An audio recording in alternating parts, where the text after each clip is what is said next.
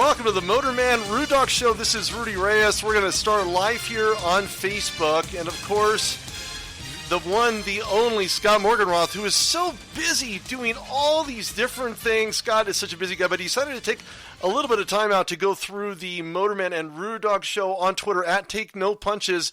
We're live right now on Facebook. This will be a podcast posted on the South Florida Tribune website page. Make sure you check us out. Again, follow us on Twitter at Take No Punches. Scott, welcome back to the show. Glad to have you back here on another edition of MotorMan And RudeDog. How are you?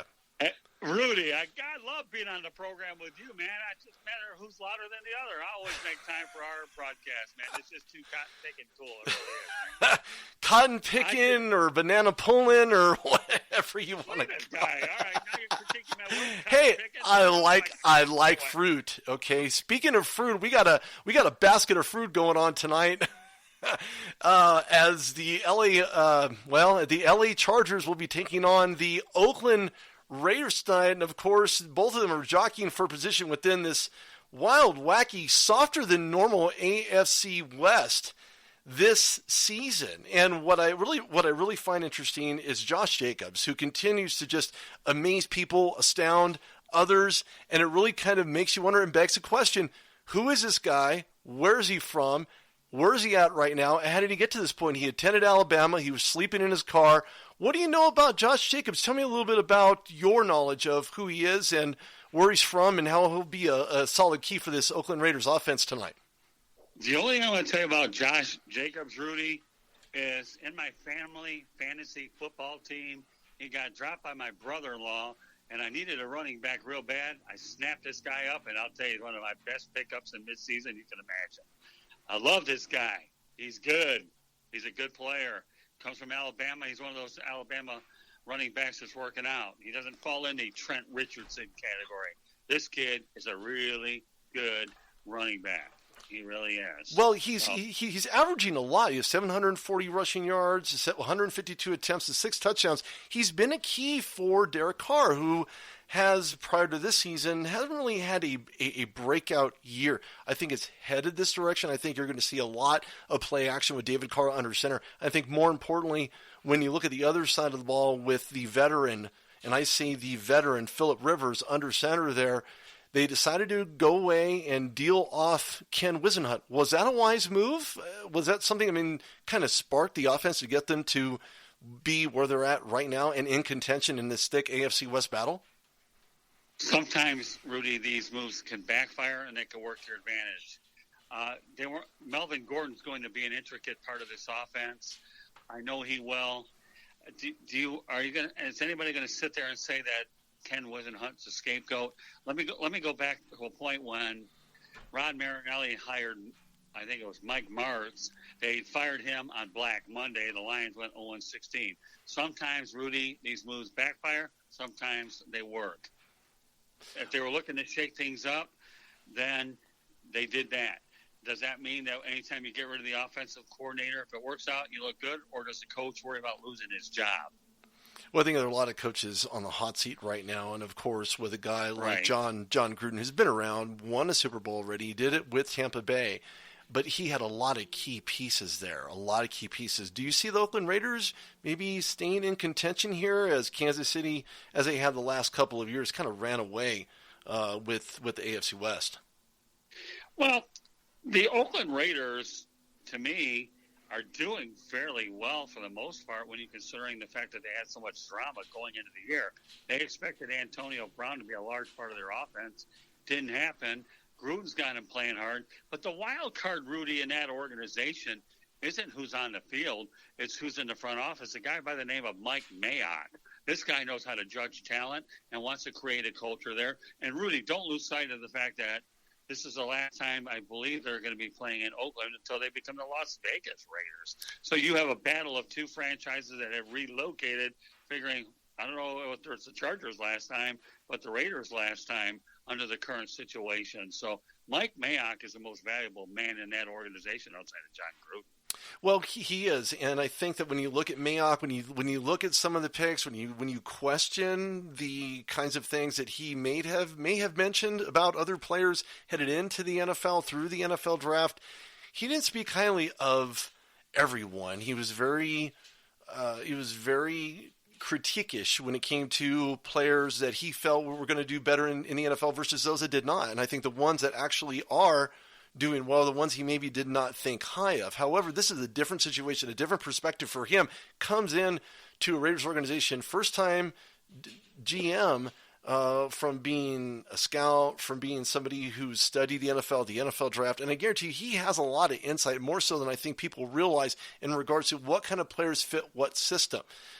And certainly he's definitely picking up on those guys that will work and are working for this Oakland Raiders system. Now, yeah, you just mentioned they're going to fly over and be the Las Vegas Raiders as of next year. And what's interesting is that stadium is almost up. It is basically upon completion, which should happen by the end of this year and maybe headed into the offseason slightly, but enough to welcome the Raiders to Las Vegas. Of course, that's going to be a big event. Social media will be blowing that up, I can guarantee you.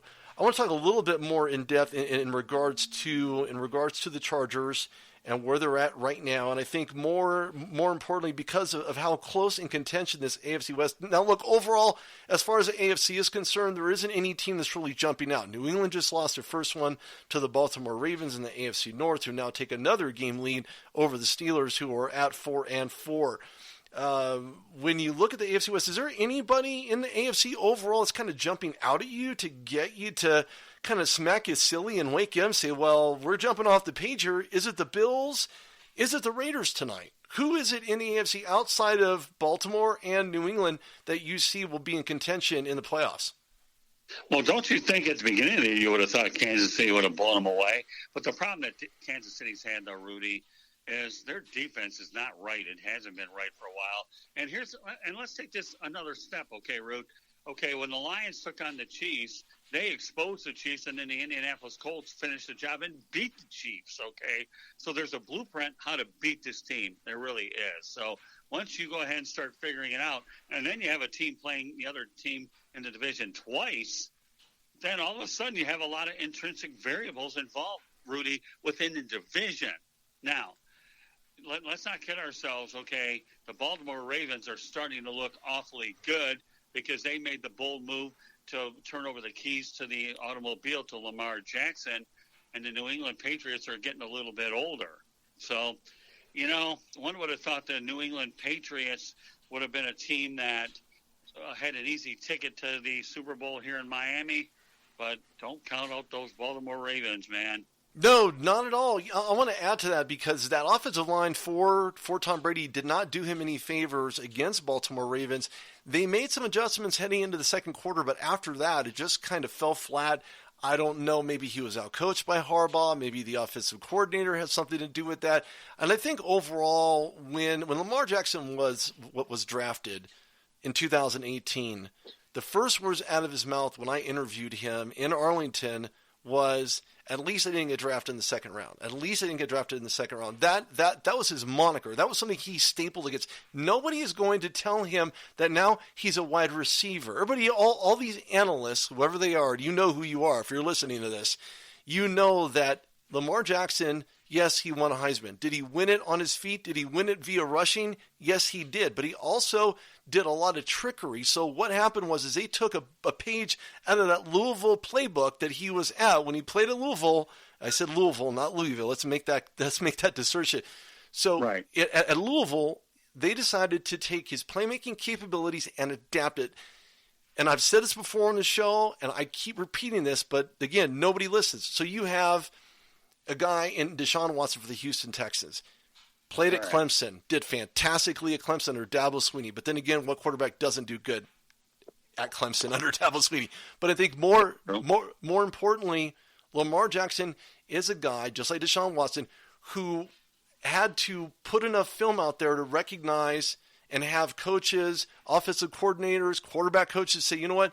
Let's work to his strengths. Let's not focus on the weaknesses and give him the ball when he needs to. Put play action involved. Put the RPO involved. It's heavy, but no team has went to the Super Bowl via rushing, via quarterback. So let me just put that out there as well. But I think that Baltimore, they look really good right now, very much so in contention in the AFC North. The Steelers are on the heels at 4-4. Browns are basically nobody, and I want to touch on that for half a second, but I want to talk about the 0-8 Bengals for half a minute, because the 0-8 Bengals look absolutely horrible. Andy Dalton benched in lieu of another quarterback. That's okay. That's a good move. I like that. Why? Because it puts fire under Andy Dalton's butt to get him to know that his horrible play, A.J. Green not going to play again, so another weapon they do not have. He was initially during the beginning of the week saying he's going to play on Sunday. Turn around, his ankle is not healed up enough, and he's not going to play. But let's get back to the Ravens. So 6-2, they were at home at M&T. Patriots did not have an answer for them on basically any phase of the game. And to be quite honest with you, it wasn't even a contest, and Baltimore decided to take that W. Do you see the Patriots? I mean, everybody's watching this, and this is a copycat league, no mistake about that. But for some reason, do you see other teams take advantage of that film and say, you know, this is what we need to do, this is how we need to adjust, but to make it our own against New England for the remainder of the season? Well, the only thing you do against New England, Rudy, is you rough up Tom Brady. That's what you've got to do. To me, I think the move to gate Mohamed Sanu was a good move to bolster their wide receivers. There's no doubt about that. So they're just getting older. And, you know, even though you say a predominantly rushing quarterback has never won a Super Bowl, there's always a first time. And I think what definitely had to happen in Baltimore, Rudy, is they needed a culture change out there at the quarterback position, and Ozzie Newsome knew this when he landed Lamar Jackson, who just happened to slide to him, and Ozzie put his final stamp on that organization. They paid Joe Flacco a lot of money to sustain it. That didn't quite work out. And remember, this is a team organization. Remember who they won their first Super Bowl with? I think it was, Trent Dilfer? Trent Dilfer, right? Yep, right. Dilf. So when you talk about what Baltimore needed, you know, they got an infusion of young talent is what they did. And as long as Lamar Jackson stays healthy, and how many times have you seen an athletic young quarterback not stay healthy? That's the whole thing, Rude. I mean, they look good when they're healthy, but how many of these mobile quarterbacks have not lasted more than 5 or 10 years? You know, we could sit here have another broadcast on that, and maybe one day we will. But you often wonder whether or not Robert Griffin III would have had a much better Dante Culpepper, just to name a few, that the upside with these guys is unbelievable. But how did it really turn out? But, hey, you know what? I give John Harbaugh a lot of credit for adapting to this young guy and getting it figured out that he's the way to go.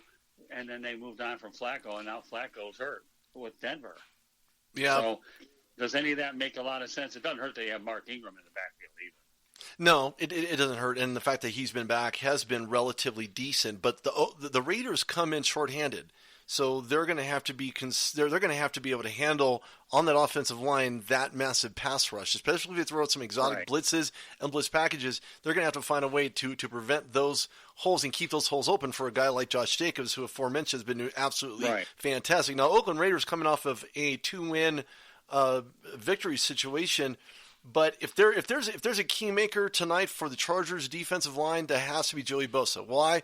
Because he needs to get in often. He needs to disguise the blitz. They need to be very creative defensively to kind of help put the QB contain defense around David Carr. It's a Derek Carr. I forget. Cars of a different color. Right. So a car is a car. A truck is a truck. So they're going to have to do something to surround Carr, to disable him from getting that ball down to his wide receivers. They're going to have to make this a very early and often pass rush. I think Joey Bosa will at least get 1 sack tonight. That is my key guy for this matchup against Oakland. The biggest question is who's your key in this game? Well, I think the key, Rudy, is for the Chargers, Melvin Gordon happened to have a pretty good week. They need to get him involved a lot. They've got an excellent running back, and now that he's had his so-called preseason at the beginning, the last few weeks, it's time for Melvin, who's got enough gas in the tank, you know what I mean, to go out there and make a difference on that offense so you don't put as much pressure on Phillip Rivers. Again, Phillip Rivers is no spring chicken, is he? So Oh, no. you got to make He's sure stuck in the pocket, you have man. ball control, Rude. You do. And the way I